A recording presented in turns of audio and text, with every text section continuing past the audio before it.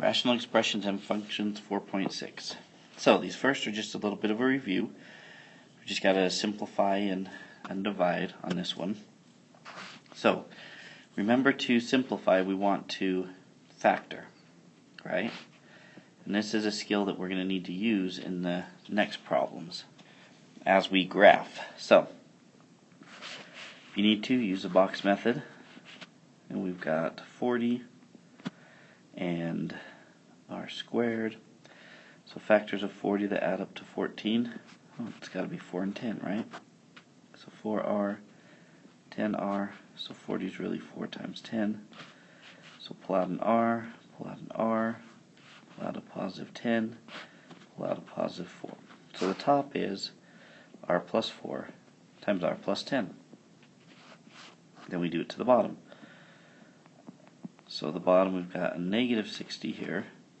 So factors of negative 60 that add up to positive 4. Well, that would be a positive 10 and a negative 6, right? So 10r, negative 6r, that's like negative 6 times positive 10. R squared, so the r's cancel, positive 10, negative 6, and r. So we get r plus 10 times r minus 6. So the r plus 10 on the top and the bottom can eliminate, and we're left with r plus 4 over r minus 6 for our answer.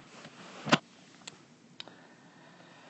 that's how we simplify, and we'll be using that when we're graphing all that stuff. All those factors tell us important pieces for our graph. So let's take a look at number 2 now. So first thing I need to do is change this to multiply, and so that would be 8r squared plus 64r on top, and r plus 9 on the bottom. This one would remain the same. Now I can start simplifying and factoring everything. So 2r plus 18, well, I can pull 2 out. That's like 2 times 9. So we get 2 times r plus 9 over, if we do the box method on this bottom guy, we've got 80 r squared. Factors of 80 that add up to 18, well, that would be 8 and 10, right? So 8r, 10r, so 80 is really 8 times 10. So we pull out a positive 8, pull out a positive r, or 10, pull out an r, pull out an r. So the bottom is r plus 8 times r plus 10, multiplied by r plus 9 on the bottom. Can't do anything else with that. The top. They both share, 64 is like 8 times 8, right? Times r, because it has an r. 8r squared would be 8 times r times r. So we can pull out an 8r. And we're left with 8, or I guess r is the first term, r plus 8. So now we look to see what we can eliminate. Well, r plus 9 and r plus 8 can both be eliminated, right? So 2 times 8 would give us 16r over r plus 10. So there's our simplified version on number 2. Alright, graphing the function. So for looking at number 3, okay, what I want you to remember is to remember when we did this kind of stuff. Okay?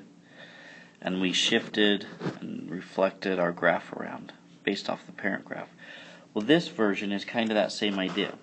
That 4 is like the A, and then it's, I guess let's write it that way, kind of like this, A over x minus h plus k. That's kind of the same thing. So if we think about this parent function, we have a asymptote, vertical asymptote on the y-axis, horizontal asymptote on the x-axis, and then we've got our basic shape like this. Looks something like this. Alright? Okay. So, ideally what we're doing is we're just shifting it. That's a positive 2, so we shift it to the left 2. So think about that vertical asymptote being shifted to the left 2. And that horizontal asymptote down 1. And then that 4 would just make it a little skinnier kind of idea. So it would look more like that, I guess. But as long as we got that basic shape, that's what we're looking for. So it's that purple one. But that's just when you see it in this format, where it's got just a number on the top, x plus or minus something, plus or minus a number. Okay, think of it as those transformations like that. That's the easiest way to do it.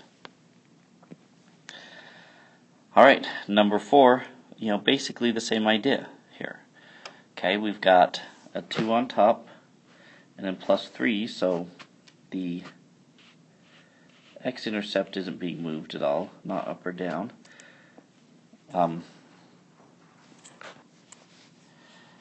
So I just got interrupted and lost my train of thought of where I was at. So, but yeah, the x-axis,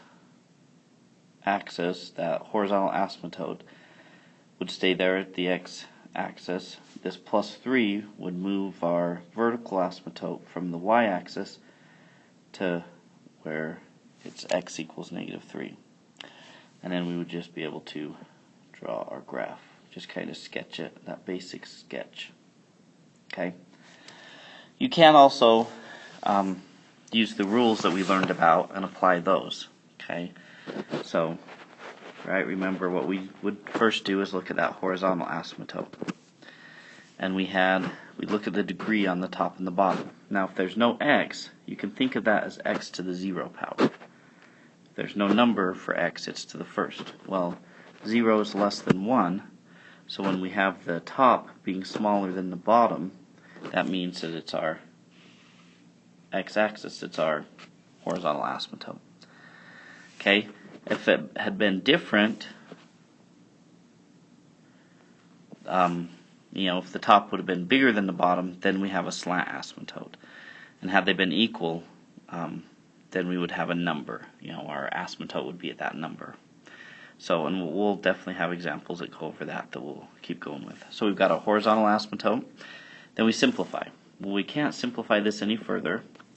The top is what gives us our x-intercept. But because our asymptote is here, and I don't have any x values, I don't have an x-intercept. Okay. The bottom we set equal to 0. And that tells us where our vertical asymptote is, which we already got. And then that's all the information we have. We don't have any holes, so there we go. Alright, let's take a look at another one. Once again, 2 ways we can approach this simple type of problem. Okay, we can say, well, it's just a 3 over an x, so I know that my horizontal asymptote is going to be on the x-axis. Okay, or by the fact that there's no plus or minus out here. Okay, so x-axis, or where y equals 0, that's another way you'll see it written. Okay, I can't simplify it at all, so I don't have an x-intercept.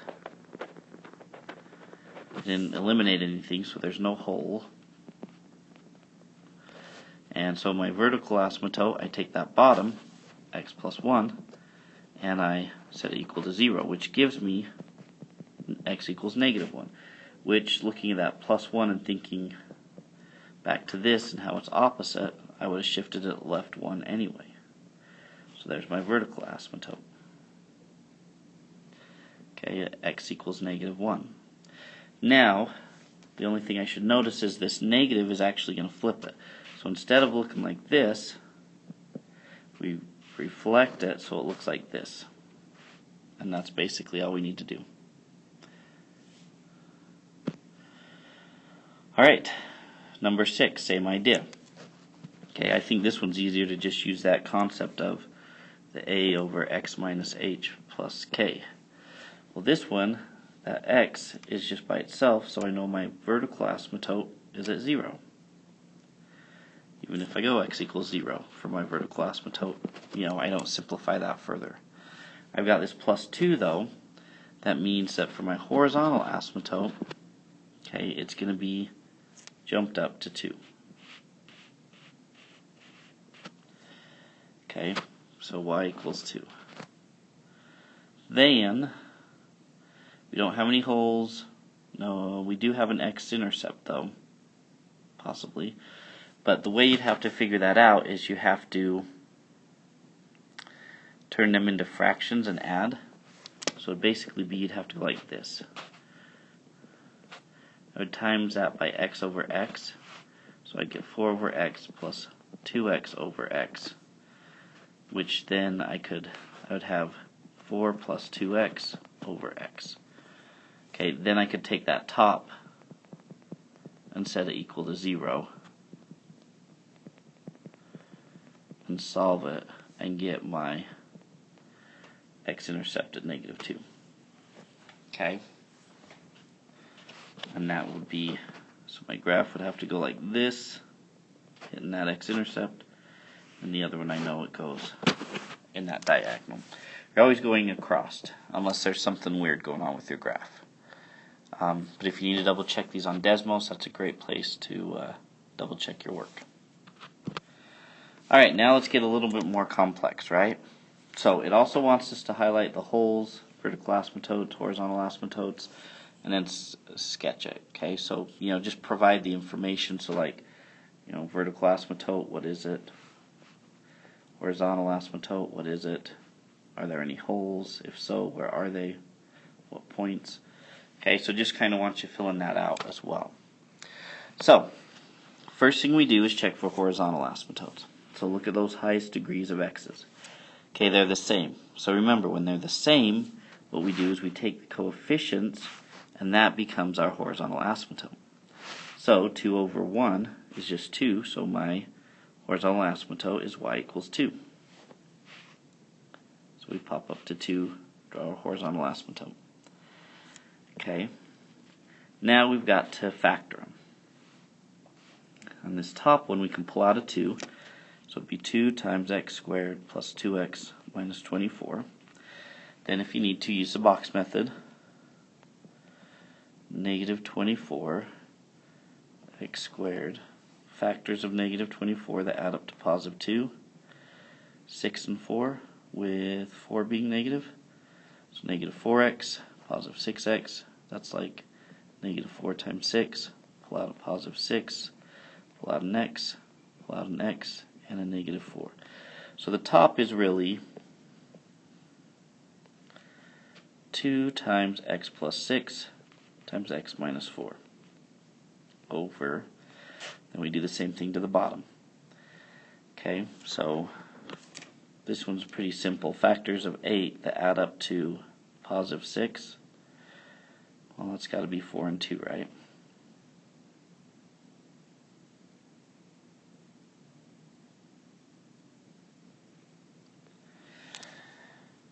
Okay. And I just realized where I made my mistake, and you guys probably saw that right off the bat, didn't you? If you didn't, here's where I made my mistake. When I pulled out that 2, I left my other numbers the same. So it should have been nat on the top, which that would have been different, right?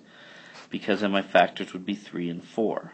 So it would actually be, because it's a positive 1, it would be a positive 4, x plus 4, and x minus 3. That looks better. I was going to say, I'm pretty sure I did this one in class and I didn't make that stupid mistake. So when you're factoring, you got to double check, make sure you're not making mistakes like that. Okay, so now when we take a look at this one, that simplifies it quite a bit. So we can eliminate x plus 4s, just like we're simplifying. But you've got to remember, that's going to fall into one of your holes. So I'd go x plus 4 equals 0. As soon as I eliminate something, I need to keep that.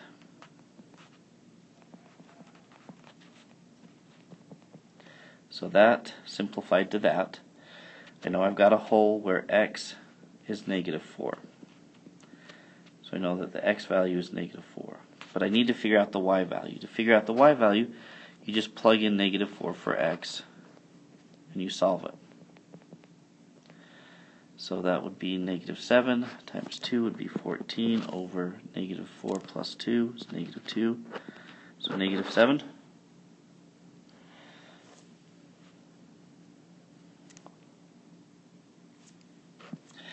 Man, I just can't stop making mistakes, can I? That would have been negative 14, so positive 7. So I know at negative 4 up to positive 7, I've got a hole here. So I just draw a hole right there. Okay? So now what we need to do is figure out any x-intercepts and any vertical asymptotes. So let me erase this. So for the x-intercepts, you take the top, 2 times x minus 3, set it equal to 0. So I'll write it over here, x-intercepts. So divide by 2, x minus 3 equals 0, because 0 divided by 2 is 0. Add 3, and we get x equals positive 3. So x-intercept is at positive 3, so right here. That's my x-intercept. Then we take the bottom, set it equal to 0, and here's where our vertical asymptote is. So where x equals negative 2. So it's a vertical line at negative 2, one just like that. So now I can use this information to draw. So I know that the hole's right here, so it's passing up through there. And my x-intercept's here, so it's passing through here as well. So something like that. So quite a bit of work for just one problem, right? Alright, let's do number 8 now. Same idea here. So we've got the highest degrees are the same, so it's 1 over 1. So for our horizontal asymptote, it would be y equals 1 over 1, which is just 1. So I draw my horizontal asymptote up here. Okay, now that's the easy one. We've still got our vertical asymptote, if there's any holes, and x-intercepts. Okay, so now we factor. First thing I should notice here is I can factor out an x, right? So it would be x times, let's make sure I don't make any mistakes here, 4x plus 3 over x times x squared minus 2x minus 3. Okay, so first thing we notice is we should be able to eliminate that, right? So I eliminate that, that's going to give me where a hole is. I know that I'm going to have, you take this, x set it equal to 0, so I'm going to have a hole at 0 comma something. Let's simplify this further and then we'll figure that out. Okay, so now we won't worry about that anymore. Now let's factor these. So gives me a positive 3 and a negative 4. That's going to be x minus 4, or x minus 3, times x minus 1. Added together, negative 4 multiplied positive 3. Over, let me do this bottom one, a negative 3 that becomes a negative 2, x minus 3 times x plus 1. Okay, so I'm also going to eliminate x minus 3, which means we actually have two holes here. So at positive 3 and at 0 we have a hole. Now I've got the simplified x minus 1 over x plus 1. So now I can use that to figure out the y values of my hole. So first I do it for 0. So 0 minus 1 over 0 plus 1.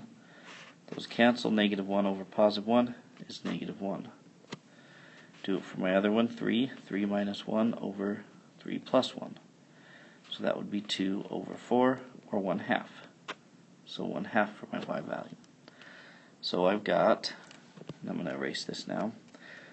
So those parts that you eliminate are the holes. And they give you the x values of the holes, which then you have to figure out the y values for those holes. Okay, so at 0, negative 1, hole right there. And at 3, 1/2. Right there about. Okay. Now we can figure out our vertical asymptote and our x-intercept. So if you take the top and set it equal to 0, that gives us our x-intercept. So x-intercept at 1, 0, right? So right here. Alright, then our vertical asymptote, set that equal to 0. So x equals negative 1. So that's our vertical asymptote. Now we have a pretty good idea of where we're drawing our one on this side, right? Through the hole, through the hole, through the x-intercept. So then we got to jump up to the other diagonal and draw it that way too. And there we go. Okay, so pretty complex, but as long as you're just following that step-by-step method, then you're good. Alright, so let's take a look at another one. So first off, bottom is 2, top is 1. That means that where y equals 0, that x-axis, that is my horizontal asymptote, because the top is smaller than the bottom. Okay, then to find my other stuff,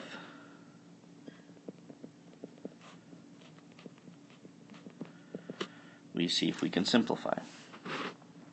Well, negative 2x, I can't simplify that one. X squared plus x minus 6 would be x plus 3 times x minus 2, right? 3 times negative 2 is negative 6. 3 plus negative 2 is positive 1. Can't eliminate anything, so I don't have any holes. So there are none. Okay, that negative we can probably keep up with the top. To find the x-intercept, take that top number, set it equal to 0, and solve.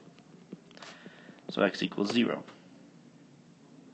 So I know that seems weird to have an x-intercept on your horizontal asymptote, but it'll make sense in a little bit.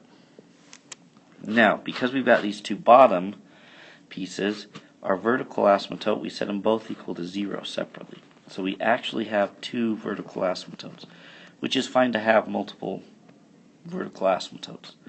So we solve them, and I get x equals negative 3 is 1. Solve the other one, and x equals positive 2 for the other. So vertical asymptote at positive 2, and vertical asymptote at negative 3. Now, when you have this, okay, when you have more than one vertical asymptote, that horizontal asymptote really only applies to kind of the end behavior. So in the middle, it's all right if we go through it. Okay, that's not as big of a deal. So now we got to figure out how to draw our graph.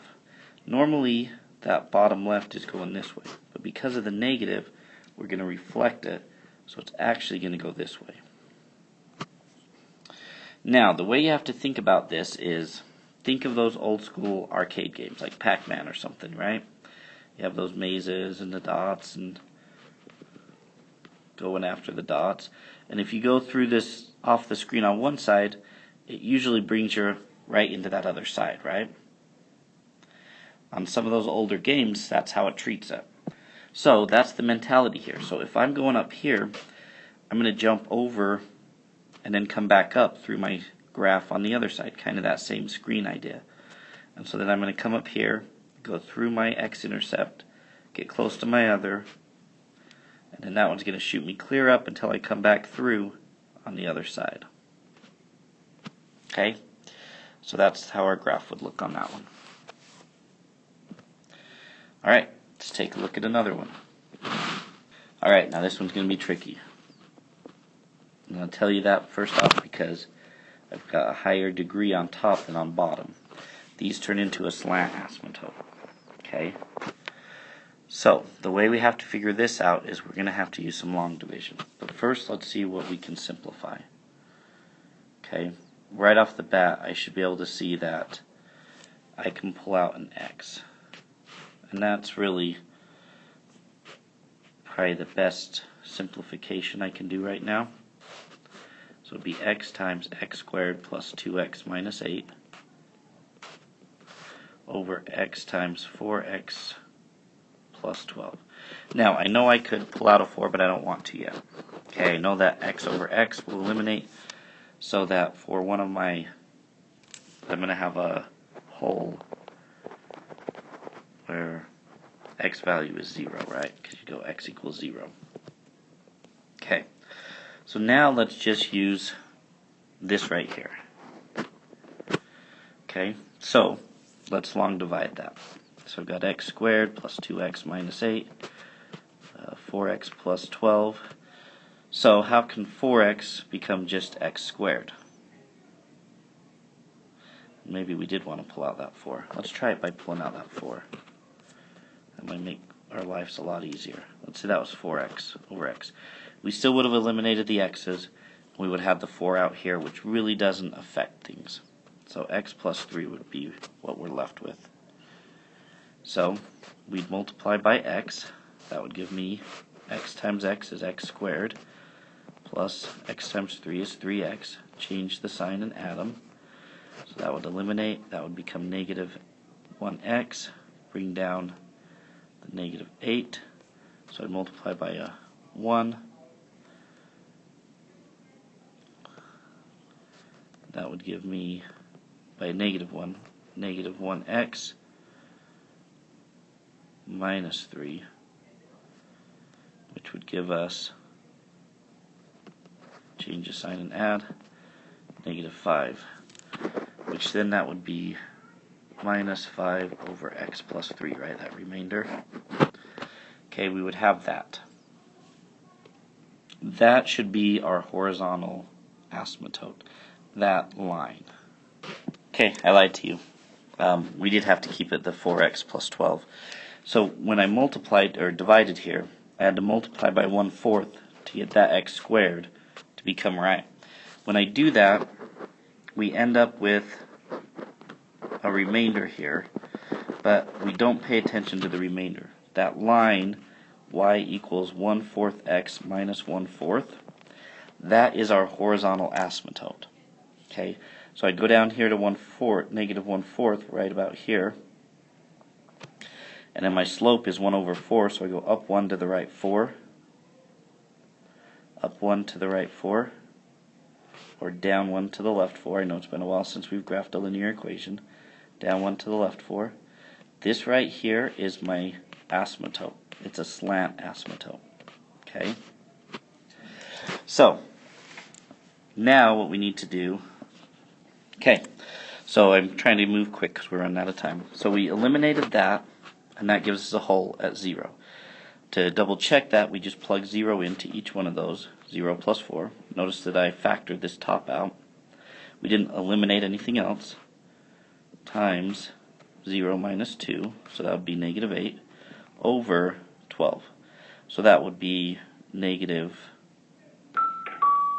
2/3 as our y. So 0 down to negative 2/3, we have a hole right there. Okay? Now these top two are going to give us our x-intercepts. Okay, so set them both equal to 0. So we're going to have two x-intercepts this time. So we have x at positive 2, x at negative 4 for our x-intercepts. So at negative 4, positive 2, some x-intercepts. And then the bottom is going to give us a vertical asymptote. So 4x plus 12 equals 0. Subtract 12. We have 4x equals negative 12. Divide by 4. And we get x equals negative 3. So at negative 3 here, we've got our vertical asymptote. So now, to draw my graph, it's going to go something like this. Go through that hole, go through the x-intercept, and kind of follow that slant. This one follows the slant and then goes up like that. So, that was kind of a crazy looking one, wasn't it? Alright, but that's why I don't like these ones as much. But there we go.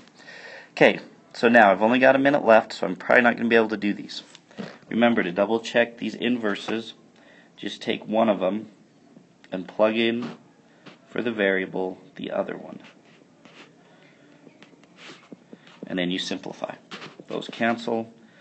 Cubic and cubic cancel, so n minus 1 plus 1 becomes n. So yes, those are inverses. So do the same thing on this one. You just plug them in and check to see if they are inverses or not. So once again, notice that I took this whole piece and substituted it in for n, and then I solved. But I can see right now that those aren't going to undo anything, so no, they're not inverses here. Now in these last two, just factor it, set them each equal to 0. To find the inverse, change the x and the y, and then solve. So try those. I'll hurry and get the answers down for the last 5 seconds. So here are the steps, and our factors, and our inverse. And there we go, guys.